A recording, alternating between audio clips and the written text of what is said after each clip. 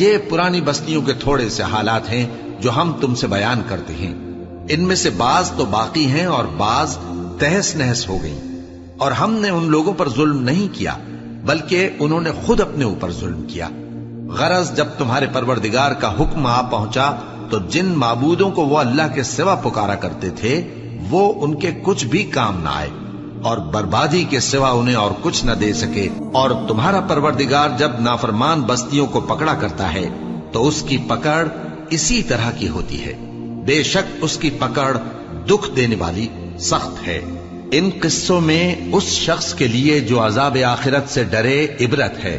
یہ وہ دن ہوگا جس میں سب اکٹھے کیے جائیں گے، اور یہی وہ دن ہوگا جس میں سب اللہ کے روبرو حاضر کیے جائیں گے، اور ہم اس کے لانے میں ایک وقت معین تک تاخیر کر رہے ہیں۔ جس روز وہ آ جائے گا تو کوئی شخص اللہ کے حکم کے بغیر بول بھی نہیں سکے گا۔ پھر ان میں سے کچھ بدبخت ہوں گے اور کچھ نیک بخت۔ تو جو بدبخت ہوں گے وہ دوزخ میں ڈال دیے جائیں گے، اس میں ان کو چلانا اور دھاڑنا ہوگا۔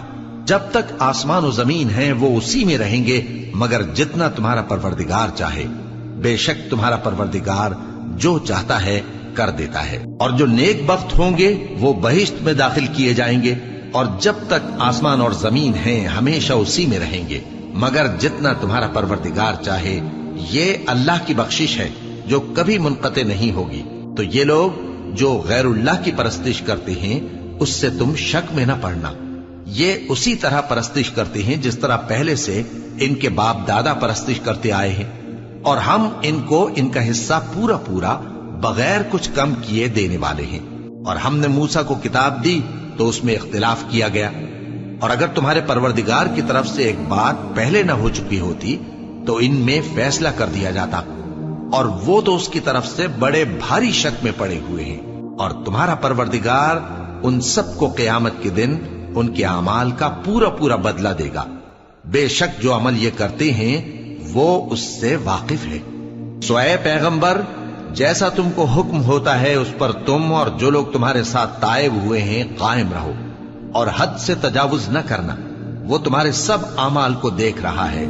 اور مسلمانوں، جو لوگ ظالم ہیں ان کی طرف مائل نہ ہونا، نہیں تو تمہیں بھی دوزخ کی آگ آ لپٹے گی، اور اللہ کے سوا تمہارے کوئی دوست نہیں ہوں گے، پھر تمہیں کوئی مدد بھی نہ ملے گی۔ اور دن کے دونوں سروں یعنی صبح اور شام کے اوقات میں اور رات کی چند ساعتوں میں نماز پڑھا کرو، کچھ شک نہیں کہ نیکیاں گناہوں کو دور کر دیتی ہیں۔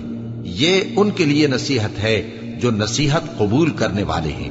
اور صبر کیے رہو کہ اللہ نیکوکاروں کا اجر ضائع نہیں کرتا۔ تو جو امتیں تم سے پہلے گزر چکی ہیں ان میں ایسے ہوش مند کیوں نہ ہوئے جو ملک میں خرابی کرنے سے روکتے؟ ہاں، ایسے تھوڑے سے تھے جن کو ہم نے ان میں سے نجات بخشی، اور جو ظالم تھے وہ انہی باتوں کے پیچھے لگے رہے جن میں عیش و آرام تھا، اور وہ گناہوں میں ڈوبے ہوئے تھے۔ اور تمہارا پروردگار ایسا نہیں ہے کہ بستیوں کو جبکہ وہاں کے باشندے نیکوکار ہوں از راہ ظلم تباہ کر دے۔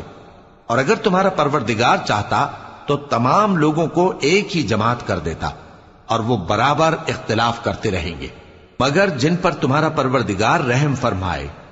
اور اسی لیے اس نے ان کو پیدا کیا ہے، اور تمہارے پروردگار کا قول پورا ہو گیا کہ میں دوزخ کو جنوں اور انسانوں سب سے بھر دوں گا۔ اور اے نبی اور پیغمبروں کے وہ سب حالات جو ہم تم سے بیان کرتے ہیں ان سے ہم تمہارے دل کو جمائے رکھتے ہیں، اور ان حالات میں تمہارے پاس حق پہنچ گیا، اور یہ مومنوں کے لیے نصیحت اور عبرت ہے۔